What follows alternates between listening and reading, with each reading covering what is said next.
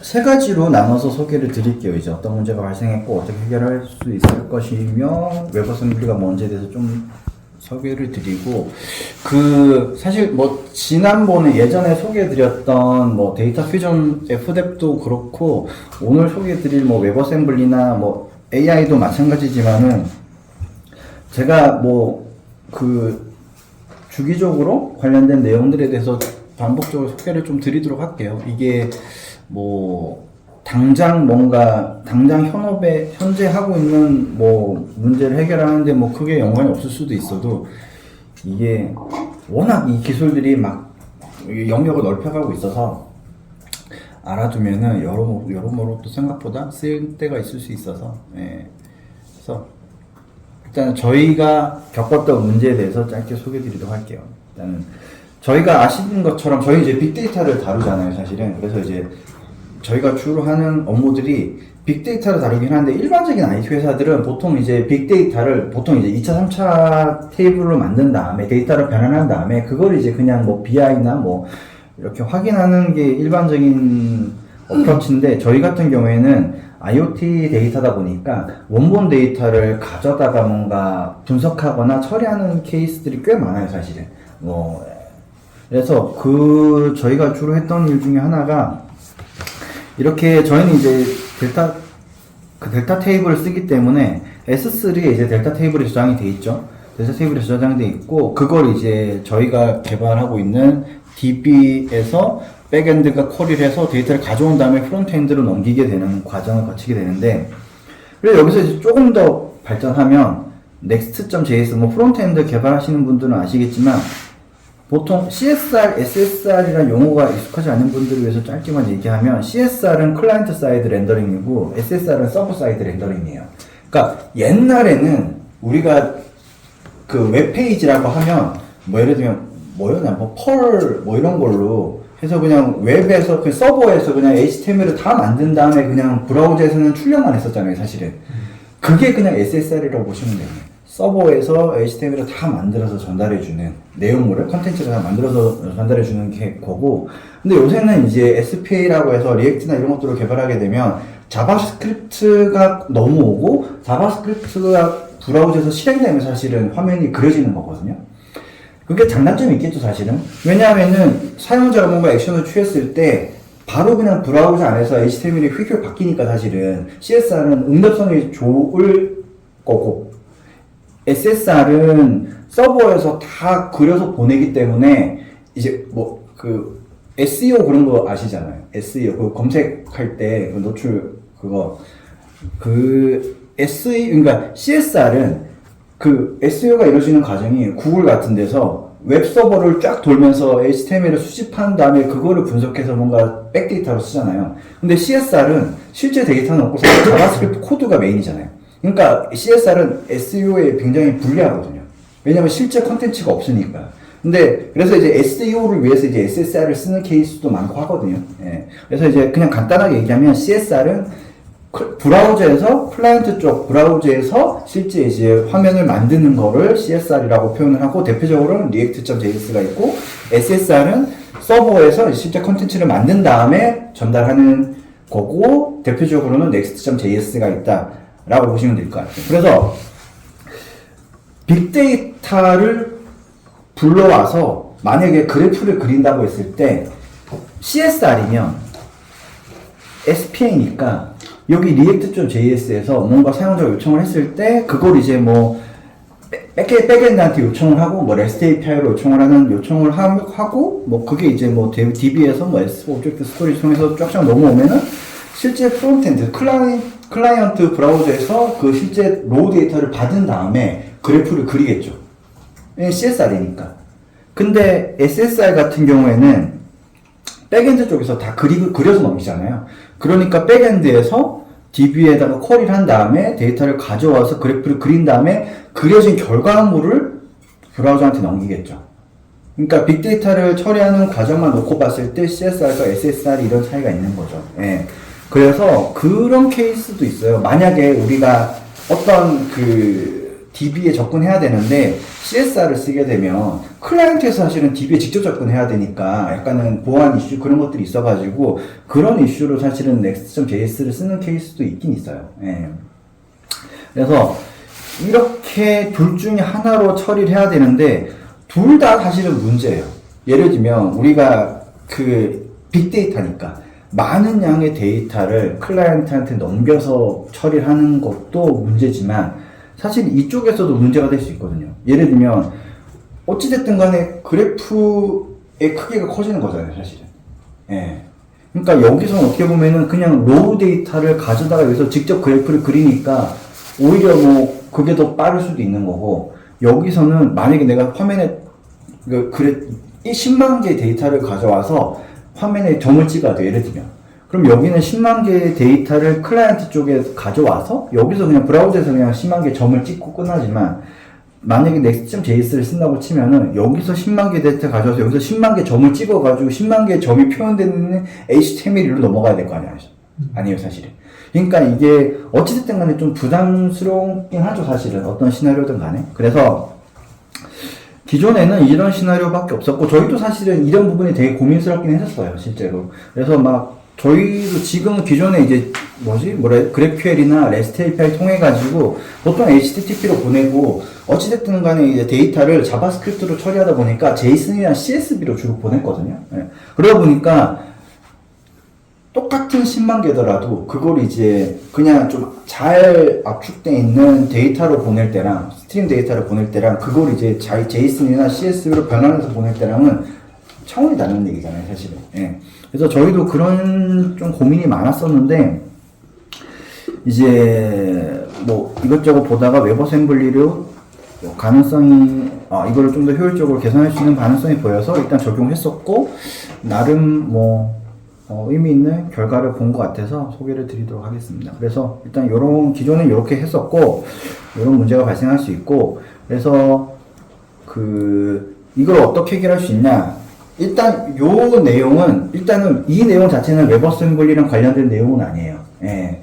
이 내용은 뭐냐 하면은, 제가 예전부터 에로우 얘기를 많이 했었잖아요. 에로우라는 게 있고, 약간 에로우라는 건 이제 어떻게 보든 간에 그냥 컬럼 기반의 그 데이터 테이블을 효율적으로 저장할 수 있는 인메모리 포맷이고, 이제 걔가 지금 이제 거의 뭐 디팩토처럼 쓰이고 있다. 그래서 뭐 폴라스, 판다스, 우리가 들으면 알 법한 유명한 그런 빅데이터를 다루는 솔루션들은 대부분 그냥 인터널리 아니면 이제 외부와 소통할 때 에로 레코드 배치를 쓰고 있다는 얘기를 여러 번 했었었는데, 에로우가 자바스크립트 버전이 있어요. 그래서 얘는 웹어셈블리랑 상관없고 그냥 순수하게 자바스크립트 짜여지네요. 그래서 에로우 JS를 쓰게 되면 브라우저 안에서도 그 에로우 레코드 배치를 쓸 수 있어요. 그래서 일단은 첫 번째 방식은 데이터를 전달하는 방식의 개선인데, 아까 얘기했던 것처럼 많은 양의 데이터를 우리가 계속 CSV나 JSON을 변환해서 보냈었는데, 에로우 JS를 쓰게 되면 브라우저도 이제 에로우 레코드 배치 인식할 수 있으니까 그냥 레코드 배치로 보내버리는 거죠. 그리고 여기에 플러스 알파로 에로우에서 그게 인메모리 포맷이긴 하지만, 우리가 이제 사실 IPC로 소통할 때 레코드 배치를 리모트 프로세스랑 주고받을 일이 굉장히 많잖아요, 사실은. 그래서 나온 게 LOIPC라는 게 나왔어요. 여기 뭐 인터 프로세싱 커뮤니케이션이겠죠, 사실 약간. 그래서 레코드 배치를 주고받을 수 있는 일종의 포맷이라고 보시면 돼요. 그래서 LOIPC 스트림이라는 게 있는데, 얘는 효율적으로 레코드 배치를 이제 바이트 스트림으로 변환해 주는 거예요.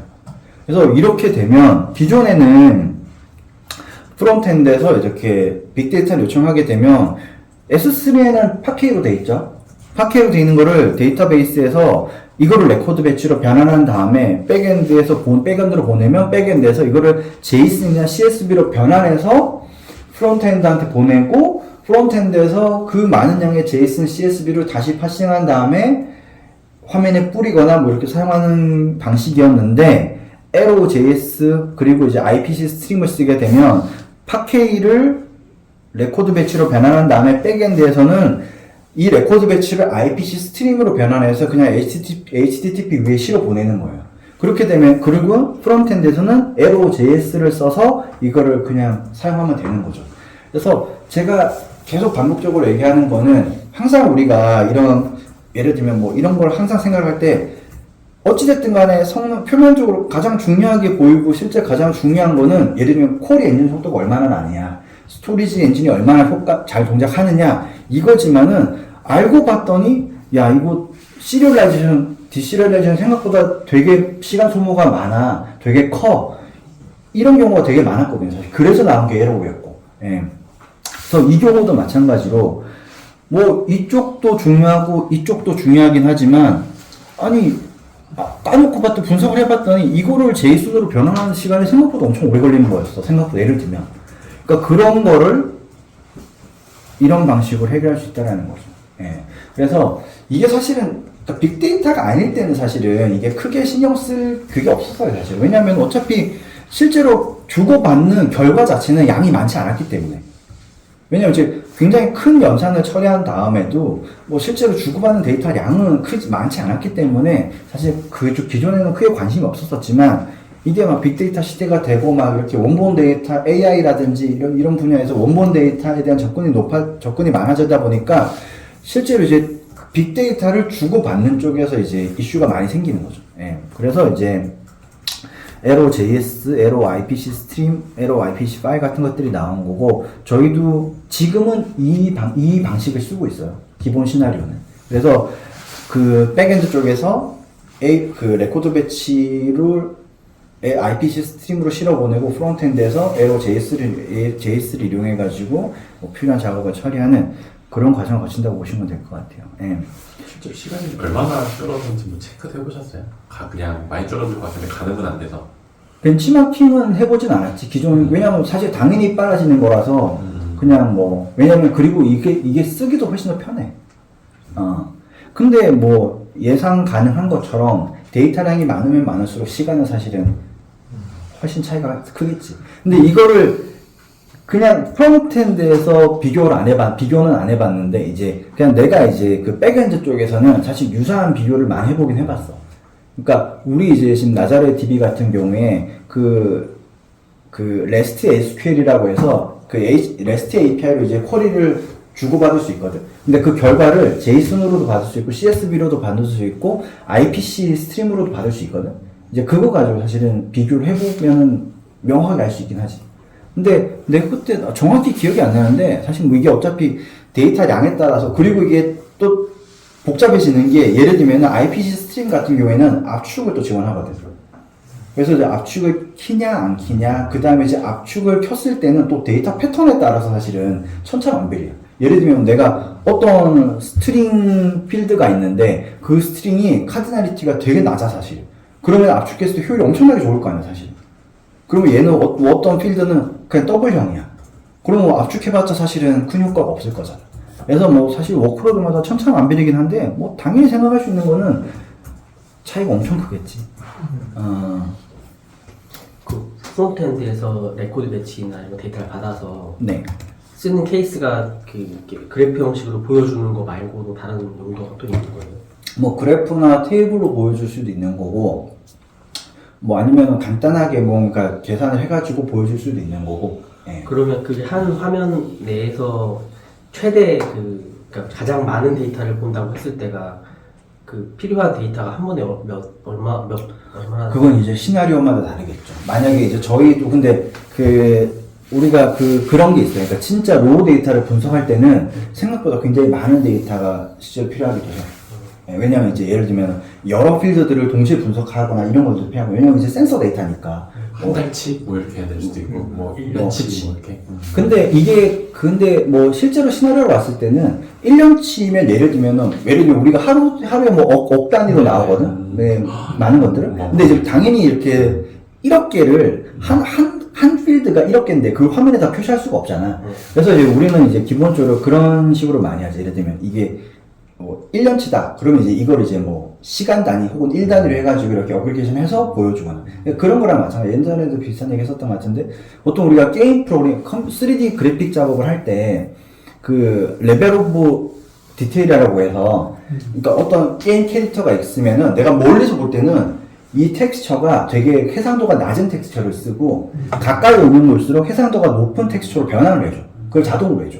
왜냐하면 생각을 해봐. 화면 멀리서 보면은 이런 캐릭터가 100개가 더 있을 거잖아. 근데 화면에 표시도 안 되는데 저기에 막 고해상도의 텍스처를 입혀봤자 아무 의미가 없잖아, 사실. 그래서 이거는 레벨 오브 디티, LOD라고 보통 표현을 하는데, 이거는 그냥 최적화라고도 얘기하기 민망할 정도로 기본적인 기능이 있는 거지. 그러니까 이제 우리도 이제 그냥 그래프로 표현할 때도 마찬가지인 거죠, 사실은. 1억 개가, 예를 들면 하루가 1억 개인데, 1년 치면은 365억 개잖아, 사실은. 그러니까 그거를 화면에 그려봤자, 화면에 비트로 표시도 안 될 뿐더러. 그래서 이제 그런 것들, LOD를 조절하는 그런 것도 이제 들어가긴 하겠죠. 네. 근데 이제 그거는, 그러니까 복합적인 것 같아요. 그러니까 말씀하신 것처럼, 만약 예를 들면은, 진짜 로우 데이터가 필요하다. 근데 그게 막 시간축으로 이렇게 나와 있으면은 시간 옮겨가면서 사실은 볼 거 아니에요, 사실은. 이제 그럼 이제 뭔가 이제 캐싱이라든지 그런 것들이 다 엮여들겠어. 네. 그런 거 예상 가능한 그런 시나리오가 되죠. 어그리게이션 돼서 넘어온 것만 프론트에서 보고 데이터가 넘어온다는 게 그렇게, 그건 짝이 다른 것 같아요. 그러니까, 그래서 이제 내가 이거 다음에 또 얘기할 텐데, 이건 이제 데이터를 가져오는, 그러니까 전달하는 방식에 대한 개선인 거고, 그 다음에 이제 또 한 가지, 이게 웹어셈블리인데, 이거는 사실은 아직 실제 적용하진 않았어요, 사실은. 근데 일단 내가 가능성만 검증해 본 거고, 우리가 기존의 데이터를 처리할 때는, 그렇죠. 앞에서 계속 얘기했던 것처럼, 실제로 그냥 처리된 결과를 백엔드에서도 봤잖아요, 사실. 예. 그래서 데이터베이스에서, 내가 SQL 쿼리를 날려가지고 데이터베이스에서 처리한 결과를 보통 봤는데, 이게 일반적인 시나리오죠. 예. 이게 일반적인 시나리오인데, 지금도 우리가 딱, 시나리오가 딱 있는 건 아닌데, 만약에 예를 들면, 사용자가 어떤 쿼리를 날렸어요. 어떤 쿼리를 날렸는데, 그 쿼리에 대한 결과가 예를 들면 되게 크다라든지, 예. 그럴 경우에 데이터베이스에서 처리한 결과의 양이 되게 많잖아요, 사실은. 그러면은 그 많은 양을 이제 이거 백엔드가 받고 다시 프론트엔드가 받게 되는데, 이렇게 되면 생각보다 시간이 꽤 걸려요, 사실은. 그래서 그거를 조금이라도 개선하기 위해서 Arrow.js랑 Arrow.ipc 스트림을 쓴 거잖아요, 사실은. 사실은 지금까지는 이것밖에 생각할 수 없었어요. 왜냐면 이거 외에는 수단이 없었으니까.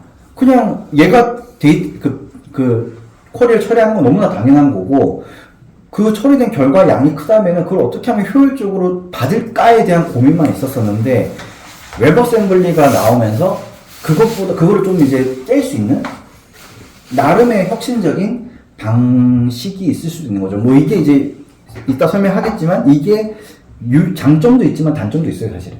예, 그래서 그건 이제 본인이 다 이제 택일 해서 써야 되는 거고, 그래서 설명을 하면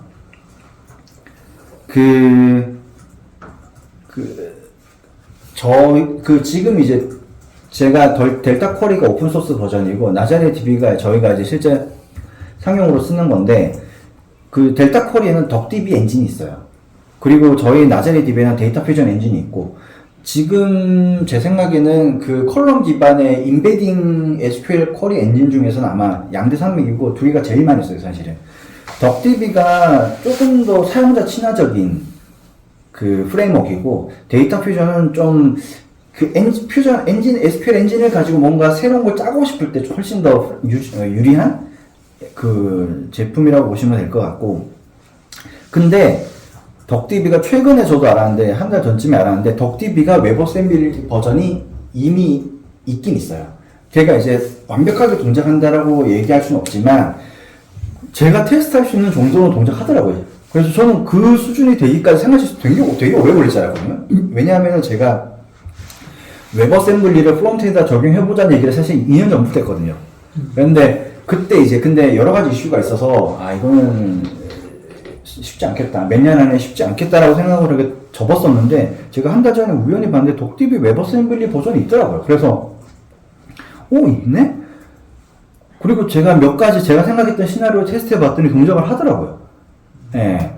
그래서 이제 제가 이제 빨리 검증을 하고, 그러면서 이제 Arrow.js도 같이 찾아서 둘 다 적용했던 건데, 이게 되면은 어떤 시나리오가 가능하냐 하면, 기존에는 그냥 무조건 클러스터에 있는 DB 엔진을 이용해서 쿼리를 실행했었어야 되잖아요.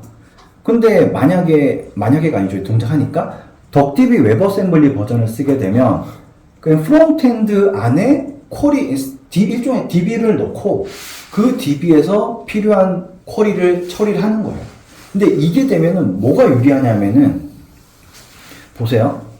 제가 이제 지금까지 설명 안 했지만 좀 더 설명을 하면, DB가 동작하면서 우리 이제 델타 쿼리나 뭐 사실 비슷한 뭐 스팍이든 하두비든 이런 비슷한 류의 DB들이, 빅데이터용 DB들이 하는 짓이 뭐냐면은, 데이터는 파케이 파일로 보통 오브젝트 스토리지나 HDFS에 저장을 해요.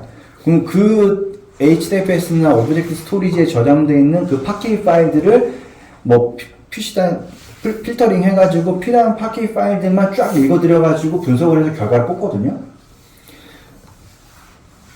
그리고 나서 이제 레코드 배치로 그 결과를 레코드 배치로 변환해서 보내게 되는데, 그러니까 이 양이 많아지면 사실 이것도 되게 느려지고 그러기 위해서 이런 최적화를 했다고 그랬잖아요. 근데 만약에 이거를 프론트엔드에서 뭐 빌트인 돼 있는 웹어셈블리로 컴파일 되는 거를 쓰게 되면 프론트엔드에서 파케이 파일을 바로 읽어가지고 처리를 할 수 있게 되는 거죠. 그러니까 네트워크 밴드위스는 만약에 이제 결과물이, 그러니까 쿼리를 한 결과 데이터가 많지 않다면 사실은 이게 더 효율적일 수도 있긴 하겠지만, 아까 얘기했던 것처럼 SQL 쿼리란 결과물 자체도 빅데이터라면 아래의 경우에는 실제로 네트워크를 타고 오는 데이터는 이 파케이 파일이잖아요. 그럼 어찌됐든 간에 레코드 배치를 받는 것보다 파케이 파일을 그냥 바로 읽어버리는 게 제일 빠르긴 하거든요, 사실은. 얘는 이미 충분히 압축이 돼 있고 기저장되는 파일이고. 그래서 이런 시나리오도 이제 가능해지는 거죠. 그러니까 덕DB 웹어셈블리 버전을 쓰게 되면. 예. 그래서 여기 보면 델타 쉐어링은 내가 예전에 뭐 작년에 처음 할 때도 몇 번 소개 드렸었는데, 델타 쉐어링은 그 오브젝트 스토리지에 저장되는 파케이 파일을 프리사인 URL을 뽑아가지고 전달하는 거예요. 그러면 이제 그 프리사인드 URL을 통해서 직접 데이터 파일을 접근하는 기술 중에 하나고, 이 델타 쉐어링과 덕DB 웹어셈블리를 활용하게 되면 프리사인드 URL을 뽑아가지고 그거를 프론트엔드로 전달한 다음에 프론트엔드에서 바로 파케이 파일 읽어가지고 데이터를 뽑아낼 수 있는 거죠. 그러니까 만약에 내가 그냥 순수하게 그냥 셀렉션만 할 거야. 다른 뭐 집계 콜 이런 거 필요 없고 그냥 내가 로우 데이터에서 예를 들면 뭐 몇 월 몇 시 데이터를 딱 읽어보고 싶어. 그냥 셀렉션만 하고 싶어. 그럴 경우에는 이거를 백엔드 단에서 파케이 파일을 읽어가지고 데이터 다 뽑아낸 다음에 레코드 배치로 변환한 다음에 이렇게 전달하는 것보다 얘는 다 필요 없고 그냥 프론트엔드에서 바로 파케이 파일 읽어가지고 뽑아내면 끝이잖아요, 사실은. 그러니까 이 경우가 몇 배는 빠를 수밖에 없죠, 사실. 당연히. 예, 이거는 데이터를 다 예를 들면 그게 만약에 100만 개야. 그러면 여기서는 파케이 파일에서 100만 개를 뽑아낸 다음에 그 100만 개를 레코드 배치로 백엔드로 보낸 다음에 그 100만 개를 다시 백엔드에서 프론트엔드로 보내잖아요. 근데 아래 시나리오는 그냥 S3, 그러니까 델타 쉐어링 백엔드에서 프론트엔드로 가는 거는 프리사인드 URL밖에 없어요. 그러니까 그 URL 정보 몇 개 보내고 실제로 그 100만 개를 갖고 있는 파케이 파일을 프론트엔드가 바로 읽어서 처리해버리는 거죠, 사실. 뭐, 한 번, 두 번, 세 번, 시리얼라이제이션, 그러니까 아무리 레코드 배치를 RPC로 보낸다고 하더라도, 그래도, 그러니까 거창한 직렬화, 역직렬화가 없단 것 뿐이지, 어찌됐든 간에 카피하고 이런 거 필요하잖아요, 사실은. 근데 얘는 그런 게 아예 없는 거죠, 사실. 근데 이제, 웹 어셈블리로 간다 해도, 그러니까 순차적인 데이터를 이렇게 셀렉션만 한다 하더라도 메타데이터에 대한 접근을 해야 되잖아요. 메타데이터? 네, 그러니까 뭐 메타데이터. 뭐 이 시간 뭐 1월 1일부터 1월 30일까지의 데이터를 가져오는 건데 그 영역에 해당하는 그 그거를 데이터 쉐어링 해주는 거예요. 네. 네. 커리는 일단 델타 쉐어링까지 가서 그쵸, 그쵸. 제가 이제 프리사인 URL 리스트를 프론트엔드에 주면은 그 리스트를 받아서 이제 파케이 파일을 가져다닐 거라는. 그러니까 이게 델타 콜이나 나자리 DB가 어떻게 동작하냐면은 일단은 데이터는 델타 테이블 형태로 오브젝트 스토리지에 저장돼 있잖아요. 실제 데이터는 파케이 파일들이고 그게 이제 그 어떤 파케이 파일이 뭐 어떤 파티션에 포함되어 있고 이런 것들은 그 델타 로그에 저장이 돼 있잖아요. 그러니까 델타 쿼리나 나자리 DB 같은 경우에는 그 쿼리를 날리면 그 쿼리에 해당하는 그 파케이 파일들 목록을 일단 먼저 뽑아내요. 그 델타 로그를 이용해서. 그리고 나서 델타 쿼리나 나자리 DB는 실제로 그 파케이 파일들에다 대고 쿼리를 한 다음에 결과를 넘기는 거고, 이 델타 쉐어링은 그 사용자가 요청한 쿼리에 대한 파케이 파일을 뽑은 다음에 그 파케이 파일들에 대한 프리사인드 URL을 전달하는 거예요. 그러니까 여기에는 말씀하신 것처럼 이미 이제 필터링이 된 상태예요. 그런 메타데이터들을 이용해서. 예. 그래서 프론트엔드에서는, 그러니까 실제로 이제 제가 지금 구현해 놓은 방식은 프론트엔드에서 쿼리를 날려요. 그러면 그 쿼리에 해당하는 파케이 파일들에 대한 프리사인드 URL을 다시 프론트엔드가 받아요. 그러면 그 파케이 파일 목록과 쿼리를 다시 덕디비에다 던져요. 예. 네. 아, 덕디비에다 다시. 예, 그러면은 그 덕디비에서, 왜냐면 그 파케이 파일들 안에서도 그 쿼리에 해당하는 애가 있고 안 해당하는 애가 있거든요. 그러니까 그 얘기예요. 예.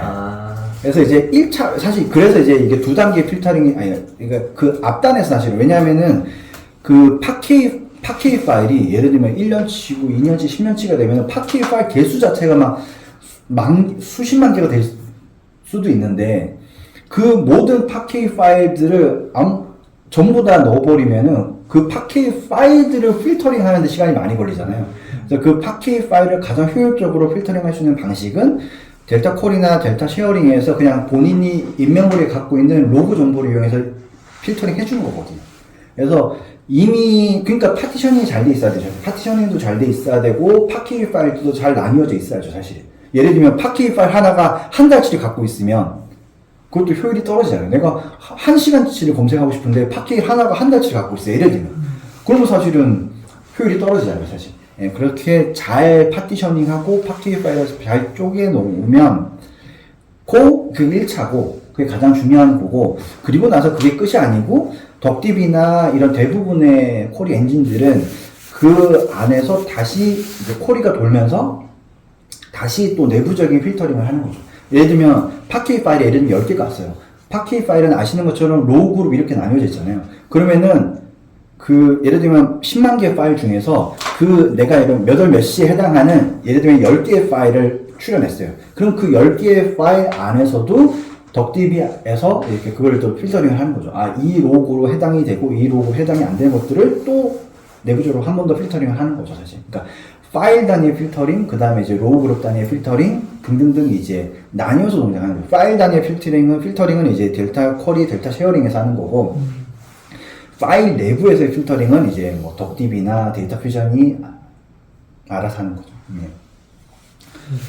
그래서 이거는 저희가 사실은 지금 저희 시나리오에서는 이 정도면은 충분하긴 해서, 그리고 이게 또 장단점이, 그러니까 위는 어찌됐든 간에 그 멀티터너스라고 치면은 모든 클라이언트가 서버 자원을 쓰잖아요. 근데 아래는 클라이언트 자원을 쓰잖아요. 그러니까 마치 온디바이스 AI처럼. 그래서 이게 장점일 수도 있고 단점일 수도 있죠. 예를 들면 서버를 생각보다 저 스펙으로 맞춰도 좋을 수도 있고, 근데 이게 클라이언트의 스펙이 이제 왔다 갔다 하니까 그런 면에서는 좀 이렇게 단점일 수도 있는 거고, 사실. 그래서 요거는 또 케바케라서 그런 또 장단점도 생기는 거죠. 근데 이게 마찬가지로 아까 제가 얘기했던 온디바이스 AI, 사스 클라우드 AI랑 비슷한 맥락도 있어요, 사실. 클라우드 사스 기반의 AI는 서버에 굉장히 고성능의 뭐 스펙을 쓰기 때문에 큰 모델을 사실은 돌릴 수 있는 거고, 온디바이스 AI를 쓰게 되면 큰 모델은 못 돌리잖아요, 사실은. 갤럭시 AI에서 사실은 LLM을 어떻게 돌려요, 사실은. 엄청나게 큰 거를. 서버에서도 막 TPU나 이런 거 써가지고, GPU 막 1억짜리 GPU 써가지고 돌리는 모델을 어떻게 돌려요, 사실은. 예. 그래서 그런 또 비슷한 느낌의 장단점도 있어요, 사실. 그래서 요 부분은 좀, 근데, 쪽에 보면은 이제 사실 단순한 아까도 얘기했지만 셀렉션 같은 경우는 위에 거보다 밑에 게 훨씬 낫거든요. 왜냐하면은 메모리가 뭐 예를 들어서 한 수십 기가를 읽으면 일단 메모리가 수십 기가를 세 개를 읽어야 되고 밑에는 여기서만 수십 기가를 쓰면 되고 단순한 셀렉션이기 때문에 거의 동일한 클라이언트 성능이 들 거고 근데 중간에 어그리게이션이 엄청 크게 들어간다. 그룹 바이나 처리해야 될 게 AI 처리하듯이 그러면 이제 클라이언트가 못 버티니까 서버를 쓰는 게 낫죠. 그래서 이제 우리가 어떤 쿼리를, 왜냐면 쿼리의 종류에 따라서 어떤 쿼리를 쓰느냐에 따라서 확실히 위의 모델이 유리할 수도 있고, 이때 유리한 게 아니고 위의 모델로밖에 안 되는 경우도 있을 것이고, 아래 방식을 쓰면 굉장히 좋은 경우도 분명히 있어요. 우리도 실제로 있고, 우리도. 아직 그냥 굳이 적용 안 하는 것 뿐이지. 왜냐면 또 예외 케이스들이 또 많아서. 왜냐면 이렇게 되면은 클라이언트의 스펙을 어느 정도는 이제 제약을 해야 되거든요, 사실은.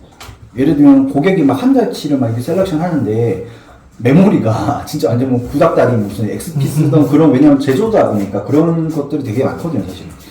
그런 것들이 또 문제가 될 수 있기 때문에 저희가 아직은 적용하진 않을 것 같은데, 근데 확실히 얘가 장점이 있어요. 예. 그래서 사실은 다들 웹 어셈블리에 대한 관심이 되게 많은 거예요, 사실은.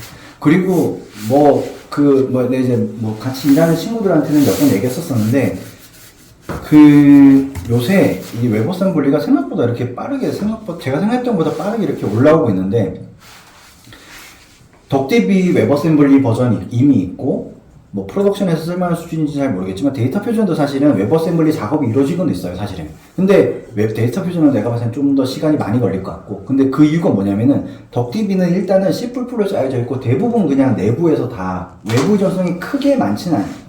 있긴 있지만 당연히 생각보다 적어요. 여기에 제가 알기로는 덕DB는 파키 파일 다른 것도 자기가 얘네 직접 개발한 걸로 알고 있는데, 그러다 보니까 외부 전성이 생각보다 낮은데 데이터 퓨전은 외부 전성이 생각보다 되게 높아요. 에로는 통째로 의존하고 있고, 그러다 보니까 데이터 퓨전이 웹 어셈블리가 되려면은 얘가 의존하고 있는 전부 다 웹 어셈블리 버전이 돼야 돼요.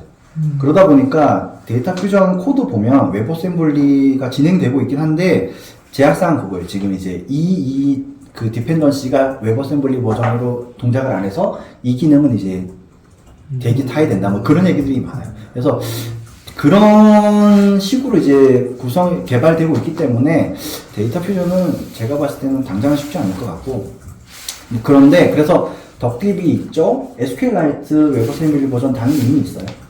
그리고 PostgreSQL도 웹 어셈블리 버전이 있어요. 제가 써보진 않았죠. 그 며칠 전에 얘기했었잖아요. 그래서 뭐 약간 급진적인 사람들은 어떤 것도 얘기하냐면은, 물론 이제 워낙 제가 봤을 때는 일반화시키기 힘든 거긴 한데, 보통은 우리가 기존에 그 DB에 있는 데이터를 접근할 때 당연히 뭐 선택 여지가 없이 REST API나 GraphQL을 통해서 백엔드 요청하고 백엔드에서 이제 DB 상에서 이렇게 뭐 CRUD 하면서 그 처리를 하는데, 걔네들이 얘기하는 거는 웹 어셈블리 버전의 PostgreSQL 같은 걸 써서 프론트엔드는 그 빌트인 되는 PostgreSQL랑만 통신하는 거예요. CRUD 하는 거고, 그 PostgreSQL 웹 어셈블리가 빌트인 되는 PostgreSQL이 서버랑 동결하는 거예요. 일종의 이제 캐시 DB 같은 거죠, 사실은. 이제 그렇게 되면 사실 GuseFS랑 비슷한 시나리오라고 생각하는데 성능은 극단적으로 높겠죠, 사실. 예. 근데 이제 그러려면 이제 충분히 이제 클라이언트에서 그 빌트인 PostgreSQL을 돌릴 수 있는 스펙이어야 되고, 그리고 이제 만약에 빌트인 되는 PostgreSQL의 그 인설트하는 양이 되게 많아지면 뭐 그런 되게 여러 가지 복잡한 문제가 생기긴 하는데, 그런 얘기를 하는 사람들도 있어요, 사실. 이제 그만큼 이렇게 웹 어셈블리에 대해 가능성을 높게 보는 사람들도 꽤 있고, 물론 이제 이런 케이스가 가능한 케이스도 있고, 경우도 있고, 아예 불가능한 케이스도 물론 많겠지만은, 그런 얘기를 하는 사람들도 꽤 있어요, 사실. 예. 그래서 이건 이제 비단 DB뿐만이 아니라, 이제 다른 분야에도까지 굉장히 넓게 퍼져나가겠죠, 사실. 왜냐하면 웹 어셈블리라는 게, 그러니까 기존에는 사실은 생각할 수 없는 사실은 구조가 가능하게 만들어주거든요, 사실은. 왜냐하면 지금 덕DB를 브라우저 안에서 돌린다라는 건 사실 기존에 상상할 수 없는 일이었거든요, 사실. 왜냐하면 상상할 수 없는 시나리오였고, 상상할 수 없는 구조였는데, 이제는 가능한 거잖아요, 사실.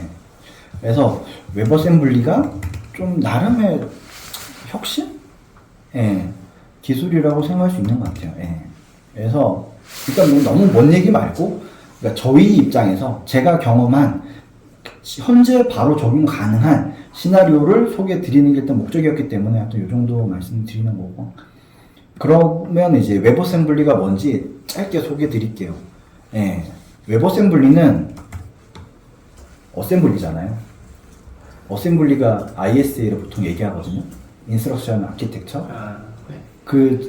우리가 아는 제일 유명한 ISA는 X86 ISA, 그 다음에 이제 ARM ISA 같은 거죠. ISA라고, 우리가 이제 X86 ISA라고 하면, 우리가 보통 이제 C 언어를 컴파일해서 실행 가능한 상태로 만들면, 그 실행 가능한 상태란 얘기는 X86이 실행할 수 있는 인스트럭션 셋 아키텍처로 코드가 구성되어 있는 거를 얘기하는 거예요. 그래서 그거는 X86 CPU에다가 X86 CPU가 이제 코드를 패치해서 실행하고 패치해서 실행하고 하잖아요. 그 X86이 바로 실행할 수 있는 코드가 X86 ISA인 거죠. 그러면 웹 어셈블리는 뭐냐? 그냥 웹 어셈블리라는 표준의 포맷을 만든 거예요, 그냥. 근데 얘는 그러니까 그런 거죠. 마치 자바 바이트 코드 같아. 그런데 왜 자바 바이트 코드가 있는데 왜 웹 어셈블리를 만들었냐? 자바 바이트 코드는 옛날 거라서 나름 효율이 떨어지는 거죠, 사실. 예. 그래서 이제 새로 나온 거고, 그래서 웹에서 실행하기 용이한 어셈블리. 근데 사실 이게 웹이 붙긴 했었는데, 웹 어셈블리가 처음 나왔을 때부터 사실은 주로 얘기가 됐던 건 뭐냐면, 웹이긴 하지만, 약간은 이제 그냥 진짜 넓게 다 쓰일 수 있는 형태를 지향했었어요, 실제로. 그래서 웹 어셈블리 처음 나왔을 때부터 자바를 대체한다는 얘기도 되게 많이 했었어요, 생각보다. 예, 어찌됐든 간에 ISA 자체가 사실은 한 20년 전에 만들어진 자바보다는 효율적일 거잖아요, 사실은. 당연히 그 문제들을 보고 해결하면서 디자인할 거잖아요. 20년 뒤에 만들었는데 그거보다 못한 놈은 만들지는 않을 테니까, 당연히. 그래서 크게 보면은 웹 인베딩 형태가 있고, 논 웹 인베딩 형태가 있어요. 이 그림이 그걸 표현하고 있는데, 뭐 자바스크립트든 C든 뭐 C++이든 러스트든 고든 파이썬이든 그냥 우리가 상상할 수 있는 모든 언어, 구체적으로 얘기하면 LLVM으로 컴파일 가능한 모든 언어를 웹 어셈블리로 만들 수 있어요. 이론적으로는. 저게 중간 코드인 거죠? 바이트 코드. 이거를 네. 바이트 코드지. 네. 예. 근데 바이트 코드란 정의가 네. 조금 애매할 수도 있는데, 어찌됐든 간에 우리가 보통 이제 바이트 코드라고 얘기하는 거는 실제 물리 CPU에서 실행되지 않는 ISA를 보통 바이트 코드라고 얘기를 해요. 예, 그래서 이제 자바 바이트 코드, 뭐 달빅 바이트 코드, 그다음에 이제 웹 어셈블리를 바이트 코드라고 얘기는 잘 안 하는데, 웹 어셈블리 같은 것들이 일단은 바이트 코드라고 보시면 돼요. 근데 제가 얘기하는 바이트 코드에 대한 정의는 그냥 물리 CPU가 지원하지 않는 ISA.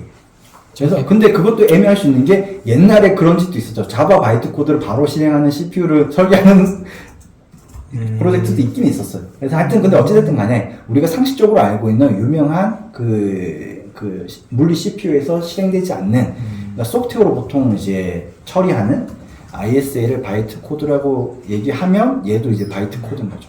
예. 그래서 이렇게 웹 어셈블리로 컴파일하고 나면 방금 얘기했던 시나리오는 브라우저에서 실행하는 거죠. 그러면 이 웹 어셈블리가 브라우저에서 뭐 어떤 형태로든 로딩이 돼서 실행되는 형태가 웹 인베딩 형태고, 두 번째가 얘를 그냥 실행하는 형태예요. 그러니까 브라우저 안에서가 아니고 그냥 실행하는 거. 마치 노드.js 같아요. 그래서 얘를 노드.js도 대체하고, 사실은 심지어는 컨테이너도 대체하고 이런 얘기가 되게 많아요, 사실은.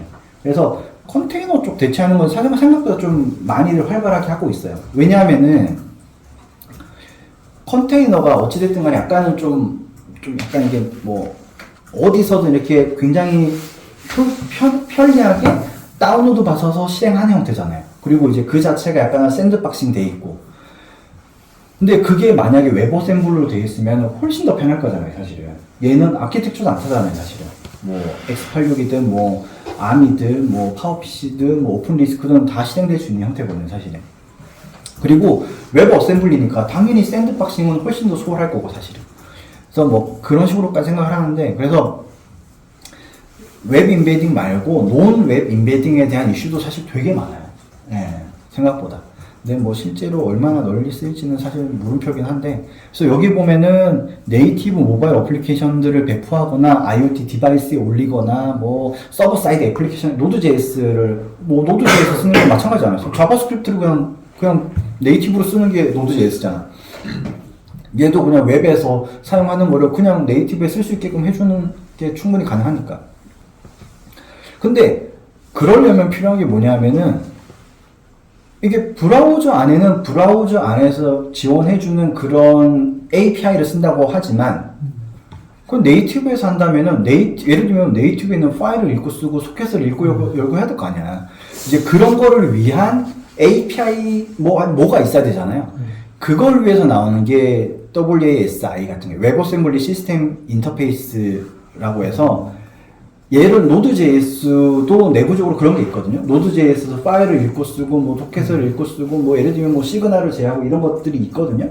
얘도 논 웹 인베딩 형태로 쓰려면은 뭔가가 필요한 거죠. 예.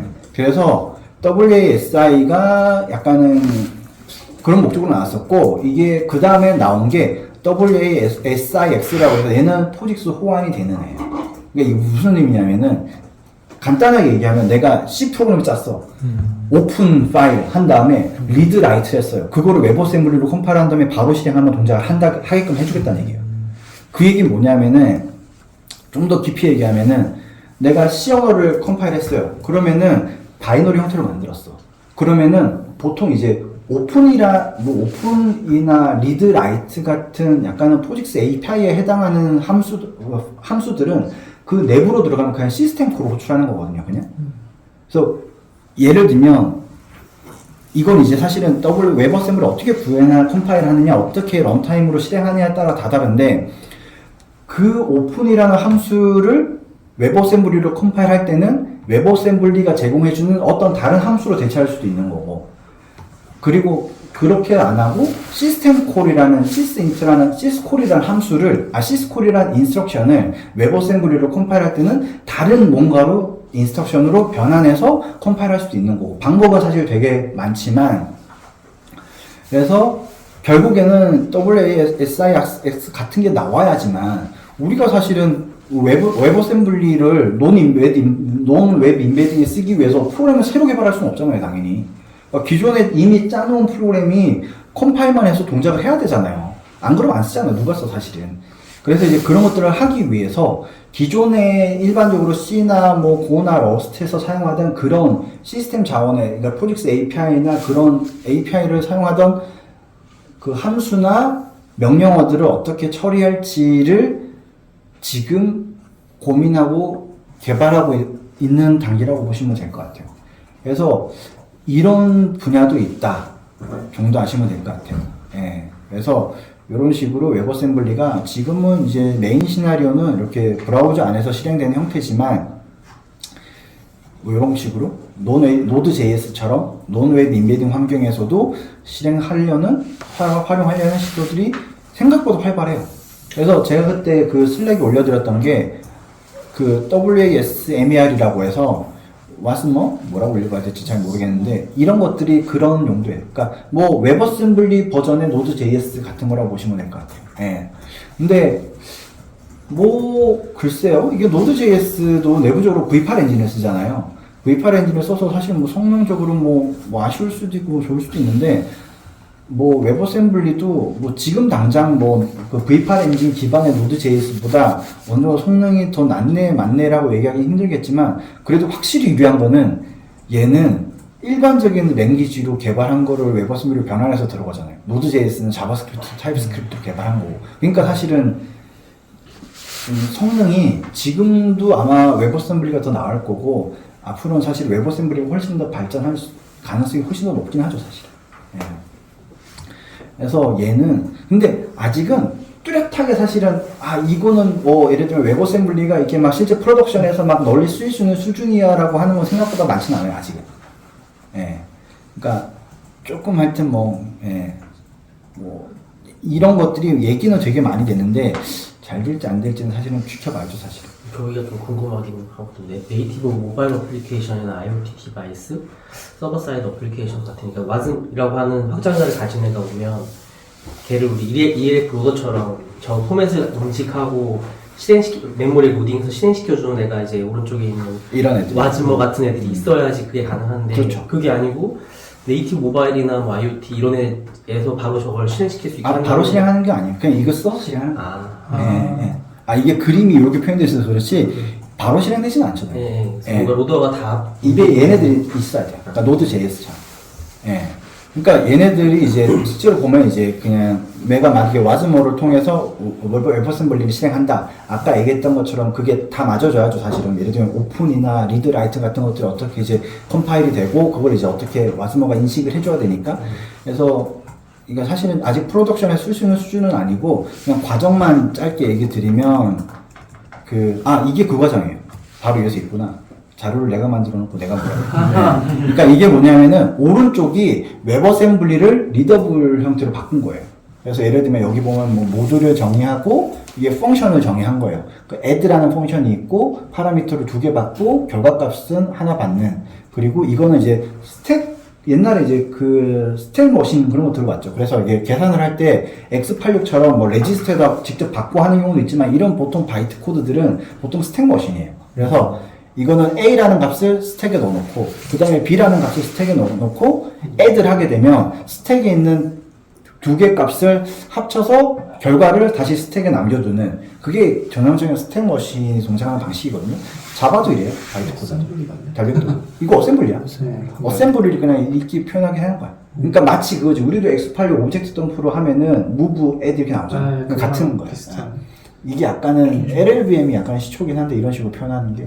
그래서 이런 함수가 있어요. 그러면은 이건 이제 웹어셈블리를 그러니까 그 리더블하게 텍스트 형태로 덤프한 거고 디스어셈블 한 거고 이런 형태의 코드가 그 바이트 코드로 그러니까 바이트 코드로 뭐 웹어셈블리 파일이 있겠죠. 그래서 요거를 와즈모 기준으로 얘기하면 C나 고나 파이썬이나 러스트로 개발되어 있는 거를 LLVM으로 컴파일해요. 그러면 이제 이거를 컴파일해서 LLVM IR로 만든 다음에 이거를 웹어셈블리 바이트 코드를 만들겠죠. 그러면 얘가 배포가 되겠죠. 그러면 얘를 실행하면은 보통은 와즈모는 크게 3가지 모드를 지원하는데 하나는 그냥 LLVM 안 쓰고 그냥 바로 이거를 실행하는 거예요. 그리고 크레인 리프트는 제가 자세하게는 안 봤는데 LLVM이 좀 덩치가 크거든요. 그래서 이제 최적화는 덜 하되 빠르게 실행할 수 있는 이거를 뭐 얘네들이 만든 것 같은데 하여튼 이런 것도 있고 근데 이제 주로 관심 가진 건 LLVM이고 LLVM으로 그 실행한다 그러면은 사실은 뭐 이게 여기도 나오고 여기도 나오고 헷갈릴 수 있는데 LLVM이 우리가 컴파일러 만들 때도 컴파일러로도 많이 쓰지만 런타임으로도 생각보다 되게 많이 써요. 그래서 이제 제가 이따 AI 모델 소개할 때도 얘기했지만 그때도 LLVM을 많이 써요. 런타임에서도. 그래서 이렇게 되면은 웹어셈블리로 배포된 거를 파일을 읽어가지고 웹어셈블리를 다시 LLVM IR로 만들어요. 런타임에. 그리고 나서 얘를 실제로 실행해야 되잖아요. 그럼 실제로 실행하기 위해서 X86이나 ARM 코드로 변환을 해요. 런타임에. 그리고 나서 실행이 되는 거예요. 예. 그러면은 이런 과정이에요, 사실. 예. 싱글 패스는 뭐야? 싱글 패스가 거의 그냥 아무것도 안 하고 실행하는 애. 최적화 없이. 그러니까 사실은 이게 그러니까 보통 이제 이런 바이트 코드들, 뭐 자바나 달빅이나 웹어셈블리 이런 바이트 코드를 실행하는 게 여러 가지 방식들이 있는데 이따가 AI도 사실 AI 런타임도 마찬가지고 그냥 인터프리팅을 해도 돼요. QM을 같이. 그냥 이런 명령어가 있으면은 local.get이라는 함 그걸 그냥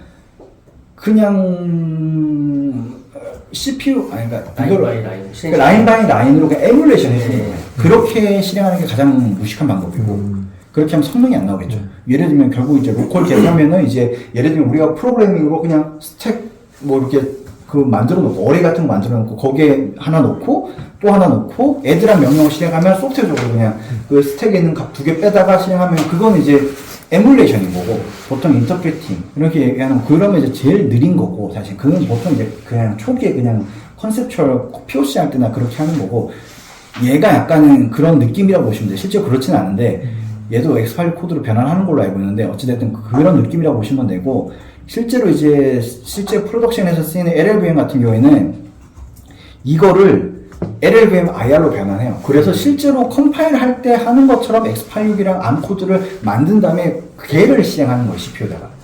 그러니까 에뮬레이션 할 때는 이거 예를 들면 그냥 이거 함수 하나, 이거 함수 하나, 이거 함수 하나가 실행되는데 이런 식으로 거치게 되면은 얘가 그냥 인스트럭션 뭐 몇 개로 변환이 되는 거죠, 사실. 실제 X86에 실행되는 인스트럭션 몇 개로 변환이 되는 거죠. 그러니까 우리가 보통 얘기하는 GC나 GID, Just in Time 컴파일러 같은 것들이 다 이런 식이라고 보시면 돼요. LLVM을 쓰기도 하고 안 쓰기도 하지만. 예. 그래서 놓고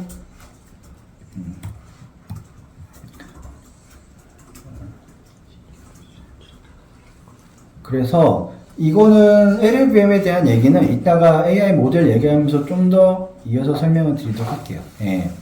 그래서 그 웹어셈블리 런타임 같은 경우에 앞에 얘기했던 것처럼 와스머랑 뭐 V8도 웹어셈블리 런타임이고 뭐 이것도 여러 가지 지원하는데 뭐 사실은 개인적으로는 좀 전에 얘기했던 것처럼 아직은 좀 시기상조인 것 같아요.